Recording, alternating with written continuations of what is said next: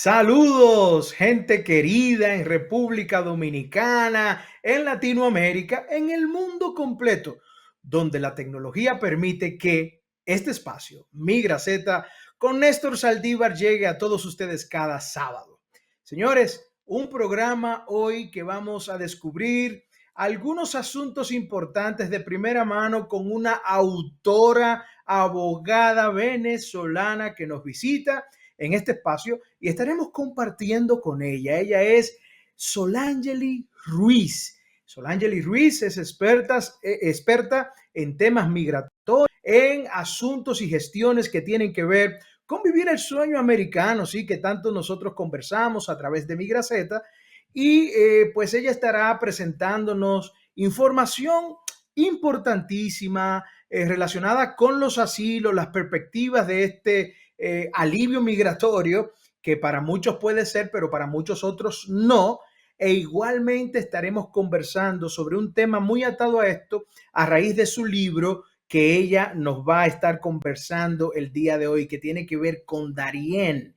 Darién y todo lo que implica esto para muchas personas que atraviesan esta parte que conecta a América Central, América del Sur con América del Norte, para que ustedes vean cuántas cosas importantes pues nos estará conversando y aportando a la discusión nuestra querida amiga Solangeli Ruiz. Además, señores, seguimos con el tema de ver de lo que la gente necesita saber en estas semanas, en estos días, hasta que llegue el día 20 de enero de 2025, cuando el presidente electo Donald Trump tomará posesión. Y ya sabemos que ha estado nombrando a muchas personas, ya señalando quién será que ocupará ciertos cargos, y eso incluye a un personaje importante que ocupó la dirección de ICE en el gobierno pasado y que vuelve a repetir con esta persona. Y la verdad es que podemos decir que el gobierno que se instalará el año que viene, a partir del 20 de enero de 2025, pues viene en serio con las promesas de campaña que hizo, porque está dando las señales hacia eso. Y mientras eso llega, pues nosotros tenemos que informar a ustedes cuáles son las perspectivas, el panorama que se viene cuando ya Donald Trump comience a emitir ya sea órdenes ejecutivas o lineamientos administrativos para tratar el tema de la inmigración ilegal, pero también legal en los Estados Unidos. Y estaremos conversando con ustedes sobre estos asuntos y mucho más. Usted hoy no se puede mover de ahí. Tiene que dejar el dial en la 101.1, 101.3, 101.5 FM, cubriendo toda la República Dominicana y más allá a través del Internet. Señores, estoy muy complacido de estar conectando con ustedes. Tengo mucho ánimo y entusiasmo para presentar la revista de hoy de Migraceta con Néstor Saldívar. Ustedes no se muevan porque lo que viene es de mucho valor. Regresamos en breve. Señores, ya de vuelta con Migraceta aquí en la Z101.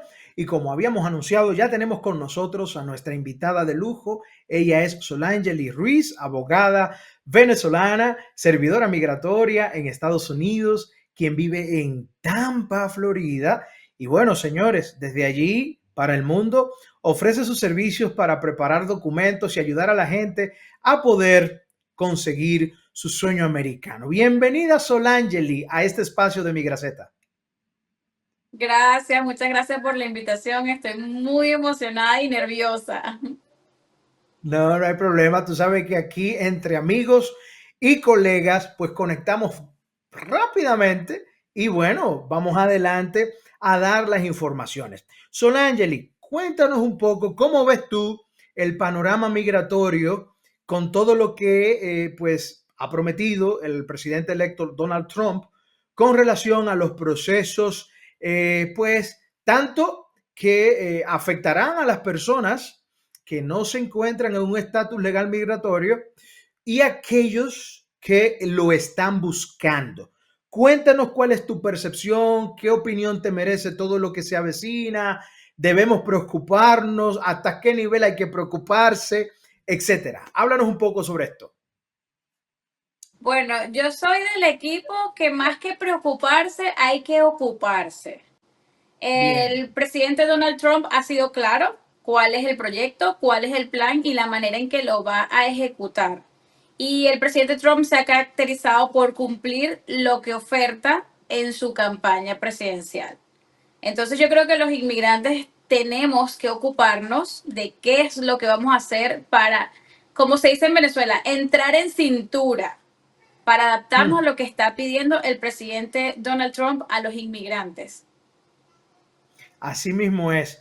Yo creo en eso. Yo creo que precisamente hay que buscar vamos a decir, esas recomendaciones para que la gente pues esté al tanto de lo que podría hacer. Una persona, Solangeli, que no esté actualmente con un proceso legal abierto en los Estados Unidos, que no tenga ningún amparo o algo que pueda mostrar, no, mira, si te paran en una redada, como al efecto pudiera suceder, tal como sucedió en el cuatrenio 2017-2021 de Donald Trump, si no tiene nada que lo ampare, ¿qué debería hacer? ¿Qué tú entiendes que las personas deberían estar haciendo desde ya para poder entrar en una posibilidad de amparo?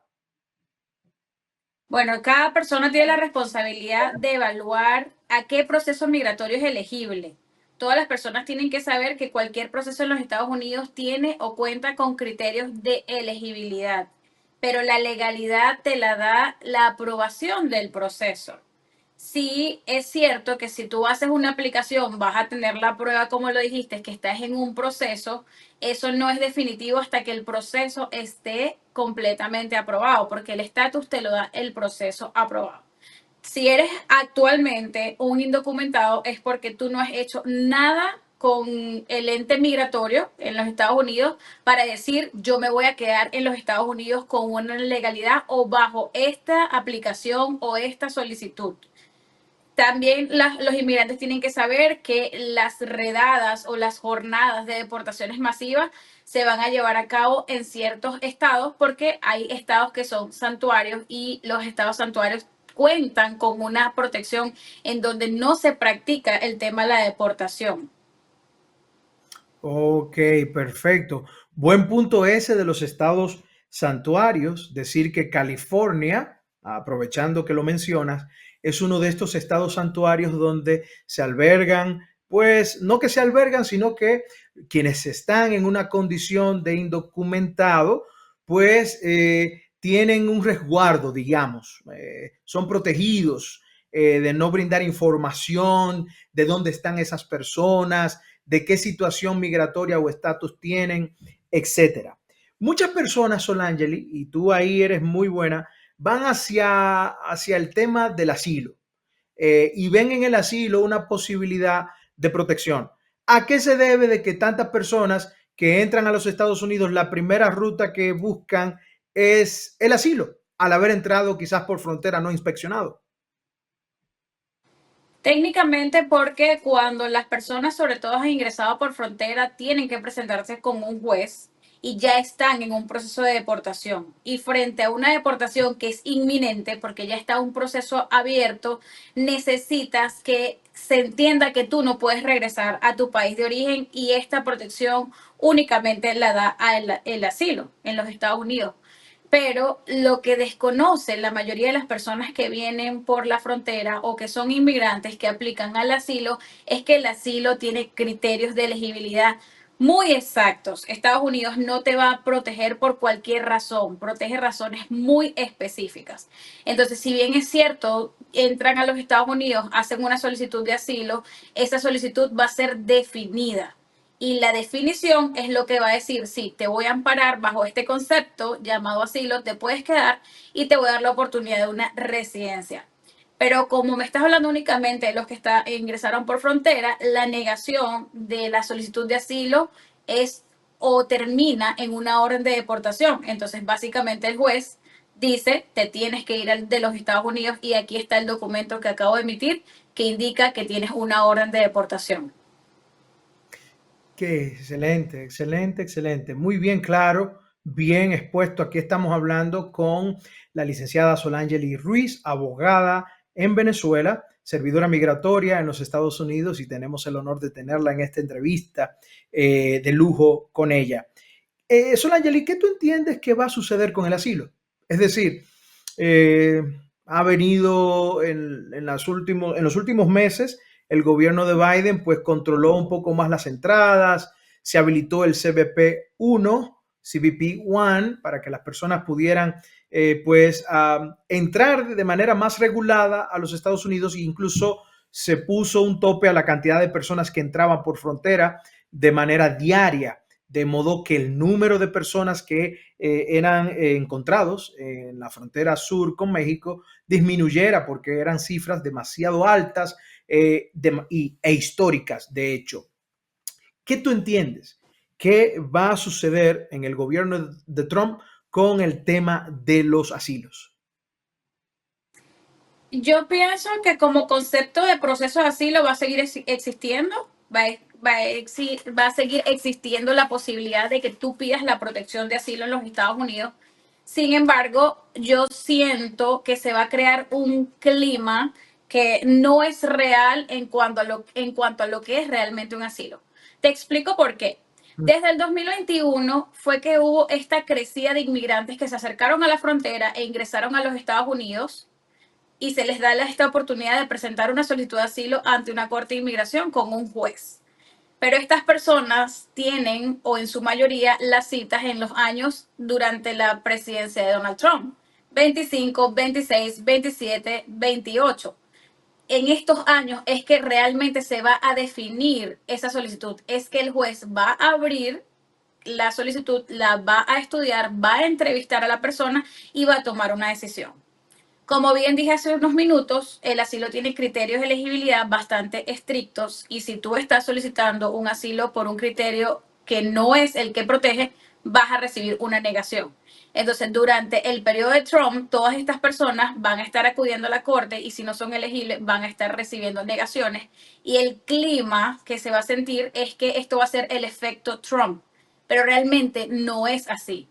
Se va a sentir, y lo llamo clima, porque va a pasar durante el periodo presidencial de Trump, pero realmente es algo que era el destino del asilo. Así es. Bueno, mira, Solangeli, he conocido de casos de personas que ya solamente con la difusión de mensajes, de seleccionar a las personas que van a estar a cargo de este proceso más apegado al tema de las deportaciones, que corren por el proceso de un juez, etcétera, o a través de una deportación expedita, la gente, al ver los anuncios en los medios de comunicación, en los noticieros, en las declaraciones del propio presidente electo, está tomando decisiones de irse de manera voluntaria o no voluntaria. Simplemente mucha gente está armando sus maletas, lamentablemente, y está saliendo de los Estados Unidos. ¿Qué opinión te merece esto y qué deberían saber estas personas antes de tomar una decisión de salir así por motu propio? Ok, voy a hablar específicamente de los que ingresaron por frontera, porque ellos son los que tienen que saber que si usted se va de los Estados Unidos sin hacer esa notificación a ese juez que usted tiene asignado, en el momento de su cita, al no presentarse, se emite una orden de deportación en ausencia. Tener una orden de Mm. deportación en los Estados Unidos es la interrupción más grande de cualquier beneficio que quisieras tomar en el futuro. Y eso es lo que no saben los inmigrantes.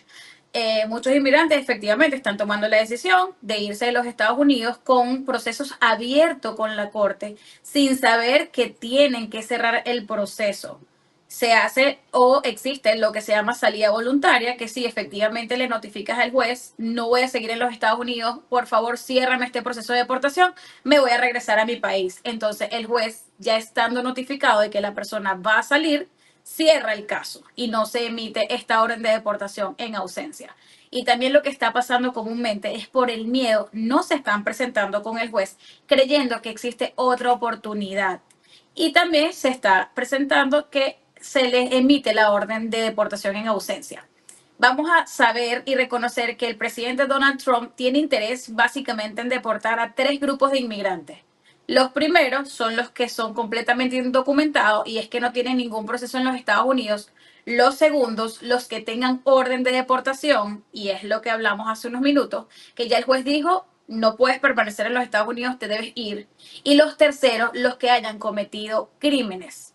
Entonces, en este sentido, si tú ya estás en cualquier grupo, tú eres más propenso o estás más expuesto a ser deportado. Así es. Finalmente, en este bloque, querida Solangelis, conversamos con Solangelis Ruiz, servidora migratoria, abogada en Venezuela, sobre el tema que ocupa la agenda migratoria en Estados Unidos y el mundo entero cuando se refiere al tema migratorio actualmente, de las políticas venideras de Trump. ¿Qué tú esperas que suceda con los tiempos? Hay un tema allí de que, bueno, los asilos duran tiempo, tú lo has dicho, duran un tiempo para tú verte con el juez y ya discutir si sí o si no, y hay personas que tienen 7, 8, 9, y conozco casos hasta de 10 años de personas que están esperando ya para que ser escuchados, ¿no? Finalmente, y que se decida si sí o si no aplica para el tema de asilo. ¿Tú crees que esto va a moverse más rápido? ¿Ya se está moviendo más rápido? ¿Qué perspectiva hay en esa dirección? Sí, yo siento que ya se está moviendo más rápido. De hecho, estamos viendo que los que han hecho una aplicación de asilo afirmativo, que el asilo afirmativo es para aquellas personas que ingresaron legalmente a los Estados Unidos y ya tienen esta espera que acabas de mencionar de muchos años. Hemos visto personas que están siendo citadas que con solicitudes que hicieron en los años 2017, 18, 19 y 20. Justamente Mm. esas personas son las que ya tienen esos 8 años, 7 años, 6 años esperando y ya los están llamando a entrevista. Es decir, ya van a escuchar su solicitud y se va a tomar una decisión. Versus completamente lo que está pasando en la Corte de Inmigración, que se tiene el falso concepto, voy a llamarlo así, aunque no sería la palabra ideal, que necesitas llevar un abogado para que se defina tu proceso. Entonces, si bien es cierto, contar con la asesoría de un abogado sería ideal, los jueces lo que están haciendo es preguntarle a la persona, o lo que yo he visto, porque no se puede generalizar en nada en los Estados Unidos porque existe una gran cantidad de cortes, una gran cantidad de jueces y cada quien lo hace a su manera, pero lo que yo he visto es que le están preguntando a la persona, ¿te puedes defender solo? La persona responde que sí, le toman la defensa y se toma la decisión. Es decir, no se está dando más tiempo a que consiga el abogado si la persona efectivamente está manifestando que se va a defender sola. Entonces, ¿qué va a pasar justamente? Usted no tiene abogado, lo van a escuchar y se va a tomar la decisión. Y de eso se trata una corte de inmigración. La corte de inmigración tiene procesos o periodos más cortos porque se necesita tomar una decisión versus el Servicio de Inmigración de los Estados Unidos, que ve los asilos afirmativos y son estas personas los que tienen muchos más años en espera. Lo que te quiero decir con esto es que es distinto el tiempo del Servicio de Inmigración de los Estados Unidos con el tiempo que tiene el juez. Correctamente, ¿no? Cátedra en cuanto a este tema, que es el camino que mucha gente que está aquí, pues tenderá a tomar, ya que llegó hace 4, 5 meses, 6 meses, quizás menos de un año en Estados Unidos, y puede tener esa posibilidad si reúne las condiciones, los requisitos exigibles mediante la ley y los procedimientos administrativos que envuelven todo esto del asilo en los Estados Unidos. Señores, conversamos aquí y no la vamos a dejar ir porque después de la pausa vamos a dejar el asilo descansando un poco y vamos a hablar de una obra inédita que ha escrito nuestra querida invitada Solangelis Ruiz sobre el Darién. Ustedes van a entender hoy esta encrucijada, esta situación de dificultad que la gente pasa y cómo Solangelis lo ha retratado en su libro. Conoceremos después de la pausa cuáles han sido sus motivaciones, por qué publica este libro y qué enseña, qué cosas pueden ustedes sacar como aporte educativo e informativo en Mi Graceta con Néstor Saldívar. No se muevan de ahí porque regresamos con más de esta conversación con Solangelis Ruiz. Y aquí seguimos con más de Mi Graceta con Néstor Saldívar por la Z101, señores. Que están ahí siempre sintonizando. Yo quiero enviar un saludo especial a mi querida madre, Cristina, y a mi papá, Aristides, que siempre están conectados ahí. Y a veces me dicen, pero mi hijo, tú ni un saludito nos envías para que no se me vaya. Ahí le estamos enviando el saludo. Y mientras aquí seguimos con nuestra querida Solangeli. Solangeli, hablemos sobre tu libro. Hablemos primero, ¿por qué te motivas a escribir un libro y lo haces del tema del Darién? Háblanos un poquito de eso y conceptualiza a la audiencia sobre lo que es el Darién, que muchos de ellos quizás no saben de qué hablamos cuando decimos ese nombre. Bueno, la motivación viene porque justamente trabajando como servidora migratoria y atendiendo a las personas que hacen su llegada a través de la frontera de los Estados Unidos, me contaban lo que habían vivido en el Darién. Para los que no saben, el Darién realmente se llama el tapón del Darién y es el paso vía terrestre que existe entre Colombia y Panamá, el cual no existe una carretera, no existe una vía que se pueda tomar. Entonces, estos migrantes a pie con sus familias atraviesan esta zona boscosa en donde se consiguen muchísimos retos naturales como ríos, montañas y hay muchísimas historias muy tristes de lo que ellos viven en este paso.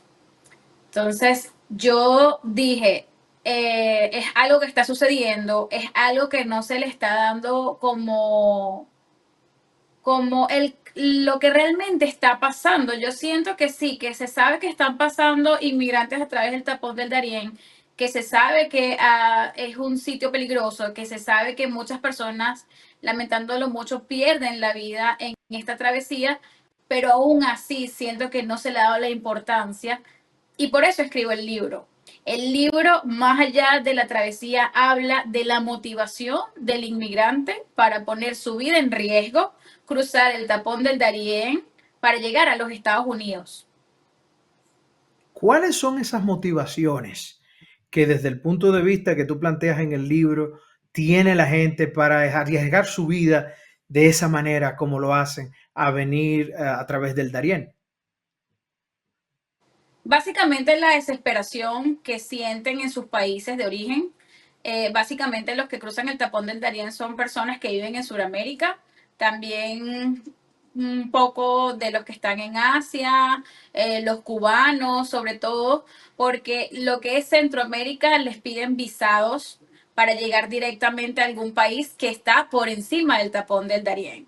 Las motivaciones son muchas, muchas personas huyen de temas económicos de su país, muchas personas han enfrentado algún tipo de persecución, pero básicamente lo que le motiva es que esa es la única manera que ellos puedan llegar a Estados Unidos, atravesando el tapón del Darién con su único medio, que son los pies, que son las piernas, que es su cuerpo.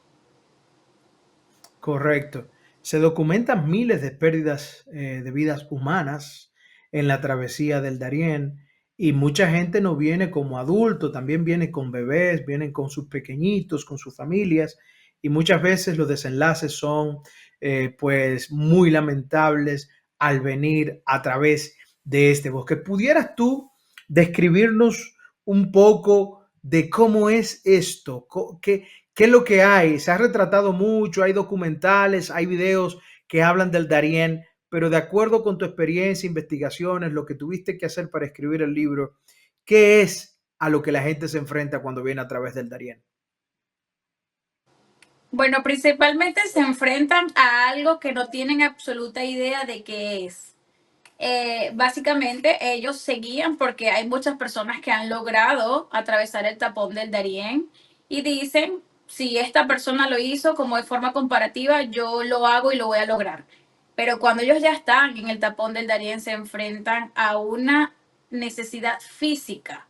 O sea, ellos Mm. están caminando por más de 8 horas diarias. Ellos no tienen las condiciones para hacer estas caminatas, para cruzar estos ríos, para atravesar estas montañas. Y por eso es que se dan estos desenlaces que son lamentables. Son personas, sobre todo, que traen, hay muchas familias que cruzan con los niños, entonces no es solamente cargar el peso de tu cuerpo, sino cargar a tu hijo, niños que no son pequeños, a veces son niños de 5 años que son bastante pesados. Entonces, ellos creen que van a poder superarlo de forma fácil y cuando ya están en la selva ven que no es para nada fácil. De hecho, yo cuando recopilé las historias para plasmarlas en el libro, tenía muchas historias trágicas, pero yo no quería que el libro se convirtiera en relatar la parte mala que se vive en el Darién. Es muy importante que se sepa que las cifras que se manejan, los caminantes cuentan que no son las reales, porque los cuerpos que se encuentran o que se buscan son los que están más cerca de las fronteras, ya sea de Panamá o de Colombia.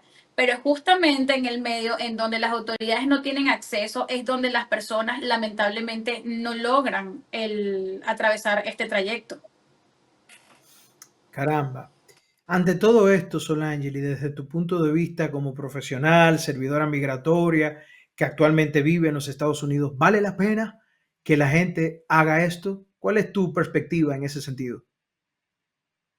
Yo pienso que no vale la pena, como conociendo lo que es la migración en los Estados Unidos, conociendo cuáles son las vías de regularizarse, y lo quiero aprovechar este espacio para decírselo a las personas que quizás lo están considerando. Cuando tú ingresas por la frontera a los Estados Unidos, tú ya estás en un proceso de deportación. Y los que están cruzando el tapón del Darién es porque están planificando un ingreso por la frontera. La mayoría de los inmigrantes desconocen que están en un proceso de deportación. De hecho, creen que el hecho de cruzar la frontera, de que los hayan dejado pasar, les ha permitido una legalidad de estar en los Estados Unidos. También el manejo del idioma, a pesar de que cuando ingresan por la frontera le dan unos documentos que indican que están en proceso de deportación, ellos lo desconocen. Entonces, para mí no vale la pena que una persona que no tenga realmente una razón para que Estados Unidos lo proteja o cuente con un criterio de elegibilidad para quedarse, no deberían arriesgarse a cruzar el tapón del Darién y mucho menos cruzar la frontera de los Estados Unidos. Excelente, excelente ahí esa parte de ese llamado de atención, de proteger mejor su vida, buscar otras alternativas. Es difícil porque, como tú bien has dicho, las presiones económicas, políticas, sociales, de otro tipo, empujan a la gente a buscar una alternativa. Y bueno, quizás tú y yo no nos hemos visto en eso, pero sí muchas de esas historias que tú narras detrás de eso hay una situación ahí que evidentemente uno desconoce y no es quien para juzgar quien haga o no algo, pero evidentemente el consejo, la recomendación es no lo hagas, no lo hagas porque está lleno de posibilidades nefastas que pudieran ocurrir en contra tuya y de tu familia. Cuéntanos algo, querida Solangeli, ¿qué tú esperas que la gente haga o entienda o sienta al leer tu libro, Darien, La sombra detrás del sueño americano? Así es que se llama el libro, corrígenos por favor. Así es. Bueno, yo quiero que sientan que efectivamente somos seres humanos, pero tenemos que tener consciente que la migración para el ser humano está completamente regulada. Creo que quiero que mi libro llegue no solamente a las personas, sino a todas las autoridades, gobiernos que están al mando actualmente en todo lo que sería Centroamérica, porque la sombra detrás del sueño americano consiste en todo lo que es una persona es capaz de enfrentar para llegar a los Estados Unidos. Pero tampoco debemos olvidar que ellos en todo el recorrido de Centroamérica no fueron conquistados por ningún país. Es Mm. decir, aún así que viven el paso de 4, 5, 6 naciones, dependiendo de dónde vienen, no eligen otro país fuera de los Estados Unidos. Yo lo que quiero que se entienda es que no solamente del país de origen de donde se está viniendo la persona hay cosas que revisar, sino en todos los otros países, porque si tú hablas con los que atraviesan el tapón del Darién, después te dicen que el tapón del Darién fue la parte más fácil del camino. Y eso es un Mm. llamado de atención. Tú dices, ¿cómo va a ser más fácil la selva? ¿Cómo va a ser más fácil cuando cruzaste un río, cuando no tenías luz, no tenías comunicación versus de todo lo que ha sido Centroamérica? Y es porque cuando ellos van avanzando en su travesía se encuentran con cosas que para ellos son aún peor que el tapón del Darién. Wow, interesante ese enfoque que tú planteas finalmente ahí en ese comentario que haces. Señores, estamos conversando con Solangeli Ruiz, quien es autora del libro Darién, La sombra detrás del sueño americano.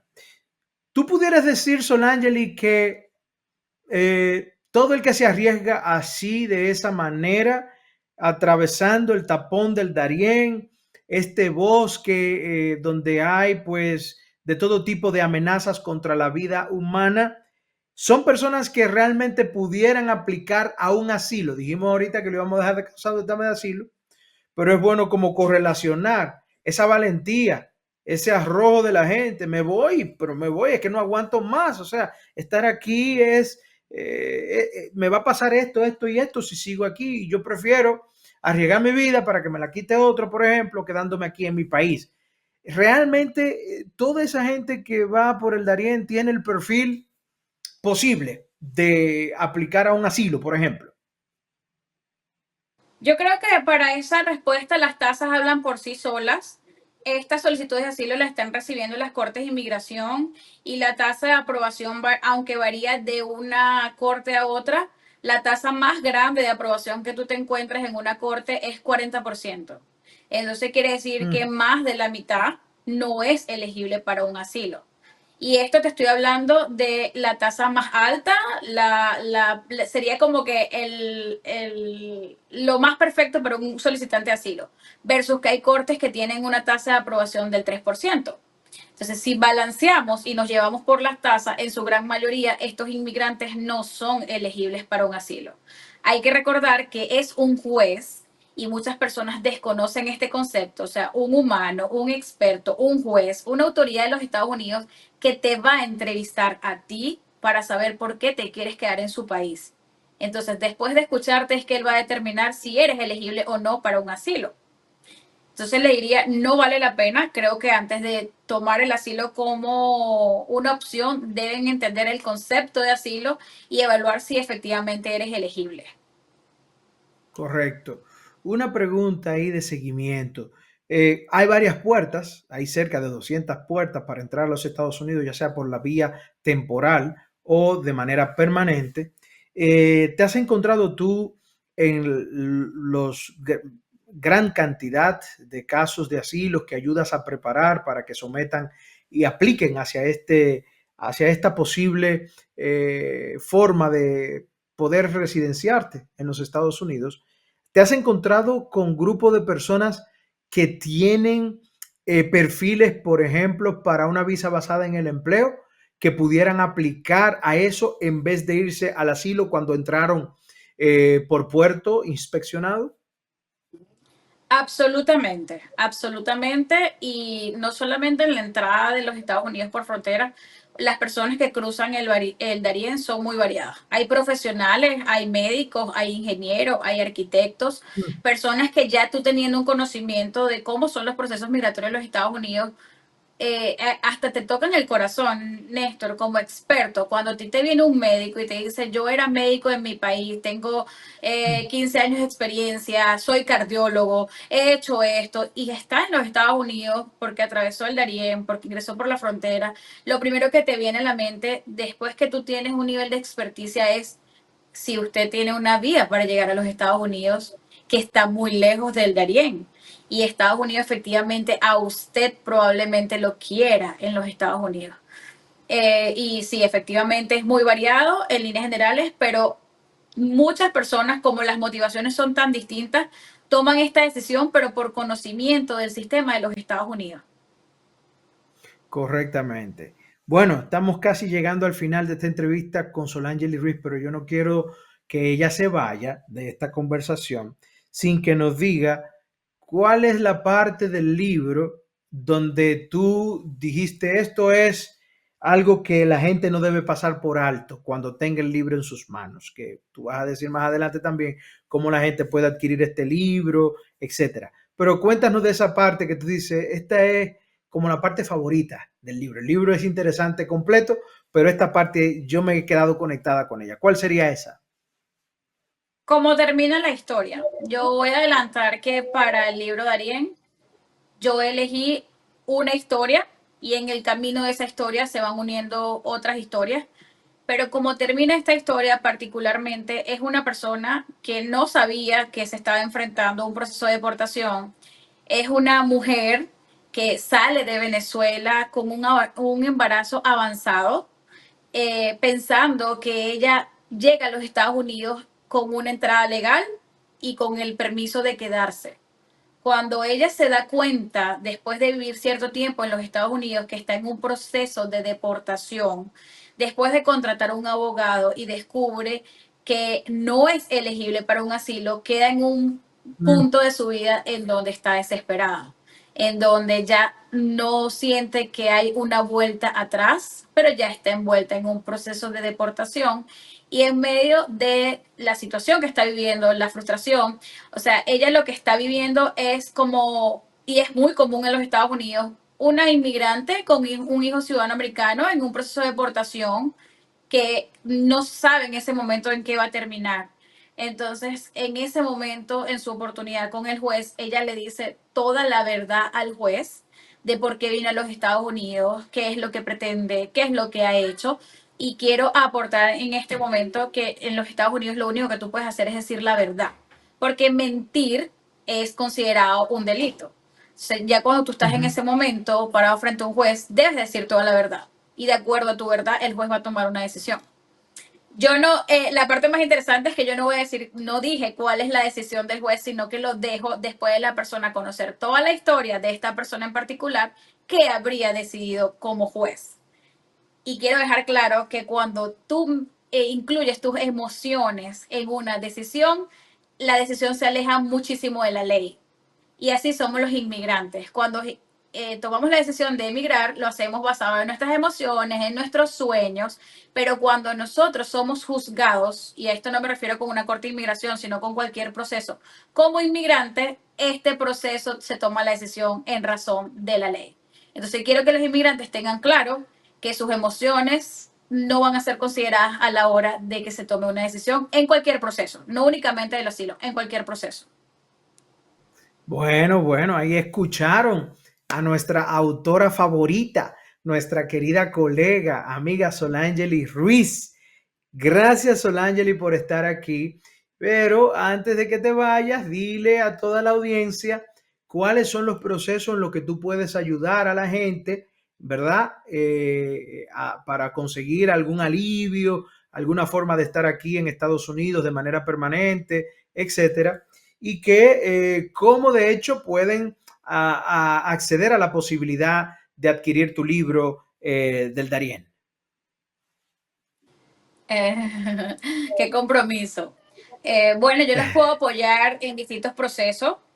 Yo trabajo en lo que es el llenado del formulario de la petición familiar, el ajuste de estatus, que es cuando ya una persona está en solicitud de residencia permanente, en la solicitud de asilo, en el permiso de trabajo, en el TPS Venezuela, porque por ser venezolana, evidentemente nosotros agradecemos contar con este beneficio que muchos países quisieran tener, Néstor. El Sí. TPS Venezuela es un beneficio maravilloso que te permite estar en los Estados Unidos, pero que también tiene muchísima confusión de que si todos los venezolanos aplican, que cuando llegaron, si importa o no importa.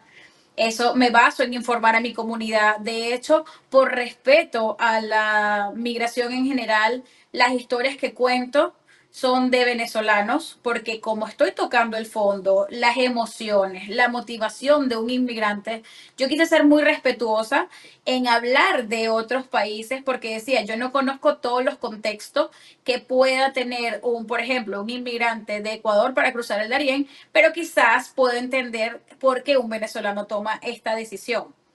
Yo creo que fui súper respetuosa, sí consideré sus historias, pero con mucho respeto porque yo quiero que se humanice la inmigración.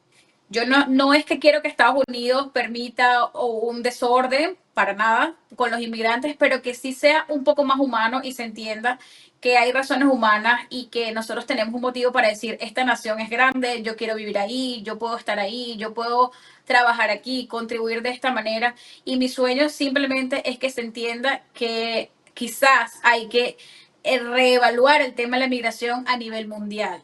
Yo soy una inmigrante. Estados Unidos es mi segundo país como inmigrante. Primero estuve en Chile, y viví también un proceso migratorio allá, pero siento que comparándolo quizás es más flexible y es lo que creo que se va a venir con Trump, y eso debo decirlo. Trump ha sido claro que quiere una migración legal, que quiere a los profesionales porque evidentemente pueden contribuir a la economía de los Estados Unidos, y quizás creo que no deben sentirse los futuros inmigrantes amenazados, sino que estar un poco atentos para ver cuáles son estas opciones migratorias legales y aplicar en el momento que se abran esas opciones. Los profesionales actualmente tienen muchas opciones que no conocen, y creo que nosotros los servidores migratorios debemos, con el poder de las redes sociales, hacerlo llegar. Recordando que cuando nosotros llegamos a los Estados Unidos quizás no contábamos con esa información que contamos ahora, y que damos por entendido que quizás no es valiosa, pero créeme que alguien está buscando esa información que nosotros podemos brindarle y que le va a servir para venir a los Estados Unidos por la puerta grande y hasta con una residencia. Excelente, excelente. Entonces, reiterar, Solangeli, cómo la gente pudiera acceder a la posibilidad de adquirir tu libro y si estando en cualquier país pudieran lograrlo. Bueno, actualmente mi libro aquí lo tengo, está disponible en la plataforma de Amazon, está disponible en los dos idiomas, español e inglés, con una misión. Nosotros los hispanos sabemos qué es lo que estamos viviendo con la migración, pero en inglés vamos a llegar a hacer de conocimiento de los ciudadanos de Estados Unidos esa motivación de la inmigración. Yo creo que con esto me voy a despedir. Yo le contaba a mi vecina, que ella es americana, que no entiendo por qué quizás muchas personas de acá se sienten tristes en su país, cuando yo como inmigrante siento que he encontrado la felicidad en este país. Y le explicaba mi motivación. Y ella me dijo una realidad. Es que lo que tú estás viendo, nosotros no lo estamos viendo. Nosotros no somos inmigrantes, nosotros nacimos aquí, nosotros crecimos aquí. Entonces yo siento que nosotros los inmigrantes tenemos algo que contar, pero más allá de contárselo a otros inmigrantes, contárselo a los ciudadanos de Estados Unidos para que se cree esa valoración, ese estamos en tu país, vine a tu país porque encontré esta oportunidad y quizás tú no la conoces y la puedes conocer a través de mí. Y la verdad, yo, gracias a Dios, he sido bien recibida donde vivo con mis vecinos que son ciudadanos. He encontrado que eso es una misión que nosotros los inmigrantes debemos enseñar. Nosotros no podemos dar sobreentendido que se entienda la migración. No. Nosotros también debemos educar en la tierra donde llegamos, por qué migramos, qué encontramos, qué es lo valioso, para que también se entienda, ¿sabes? Correcto. No, no, pero qué final. Muchísimas gracias a nuestra querida invitada Solangeli Ruiz. Ya la escucharon, ya habló de su libro, habló del asilo. ¿Qué más nos faltaría con Solangeli? Ahí está toda la información que hoy hemos podido brindar a través de esta entrevista con Solangeli. Ustedes sigan ahí, señores. No se vayan, porque al regreso terminaremos con nuestro enfoque migratorio de hoy para que ustedes reciban más información. Y recuerden que en Migraceta con Néstor Saldívar lideramos la opinión y los comentarios migratorios en República Dominicana y más allá. Volvemos en breve. Bueno, señores, y aquí estamos ya en la etapa final de una entrega más de Migraceta con Néstor Saldívar, liderando la opinión y los comentarios migratorios en República Dominicana y más allá. Señores, en este enfoque yo quiero dejar mi opinión en cuanto al tema de las migraciones, que es un tema también que República Dominicana como Estados Unidos se enfrenta. Las políticas que vendrán del gobierno de Trump es para endurecer y poner de manera rigurosa, ¿ok?, los estándares que aplican para las migraciones que acuden hacia este país de primer mundo que es Estados Unidos.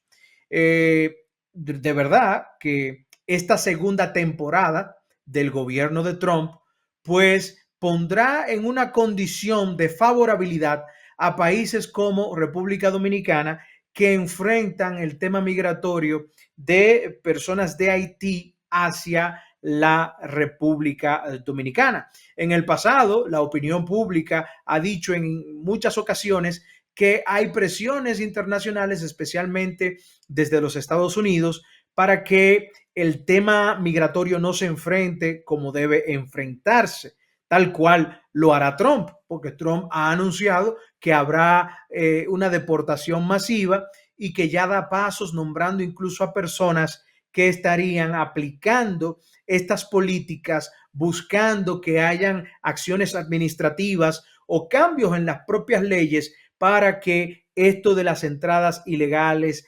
merme en los Estados Unidos. ¿Qué le queda a la República Dominicana? A la República Dominicana le queda aprender de estas posibilidades, de que hay una soberanía, de que hay una independencia para atacar el tema migratorio que afecta a la República Dominicana. El nivel de afectación, pues lo tenemos verificado en lo que se ha constituido la opinión y los datos están ahí a nivel de estadística del sistema de salud, cómo el sistema de salud se pone a favor de personas que son ciudadanas de Haití al entrar al país y aprovechar las posibilidades. Es eso mismo lo que sucede en los Estados Unidos. Hay muchas personas que aprovechan no solamente la posibilidad de dar a luz, mujeres que vienen a dar a luz en Estados Unidos, pero más allá que eso es conseguir la nacionalidad al momento de nacer, asunto que también Trump ha dicho que va a buscar la manera de que esto ya no exista,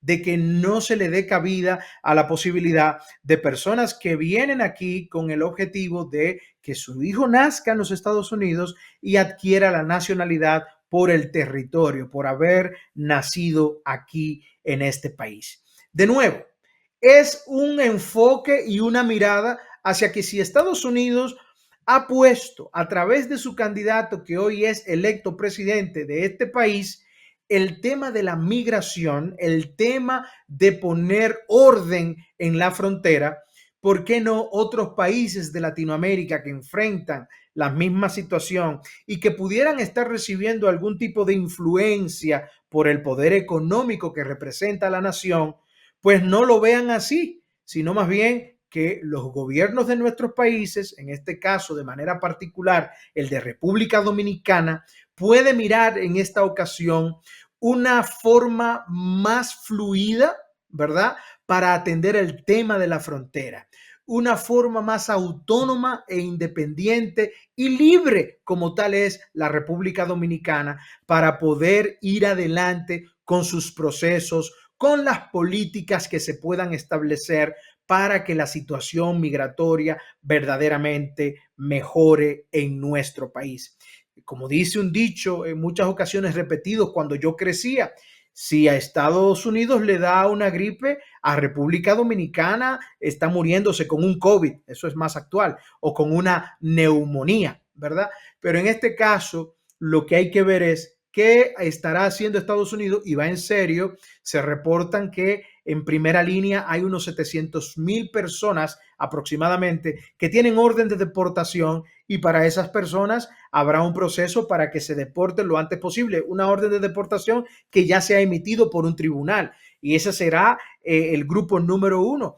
Pero definitivamente Trump no ha hablado claramente de que, bueno, esta es la prioridad, sí, pero lo que se ha dicho es que el que no pueda probar que está en los Estados Unidos de manera legal, pues será removido por los mecanismos establecidos para que así sea posible. De nuevo, concluyo con mi comentario estableciendo que si había miedos para tú enfrentar el tema migratorio por presiones internacionales, principalmente si lo había por el tema de Estados Unidos, al ser un socio comercial y al tener pues esa incidencia de alguna manera en nuestro país, esto a partir de enero de 2025, precisamente cuando tome posesión el presidente Trump el día 20 de enero, entiendo que de ahí en adelante, si había miedo, el miedo no debería existir y se enfrentaría el tema migratorio en República Dominicana con las agallas y la valentía requerida para que se tomen las decisiones y se impulsen los procesos de rigor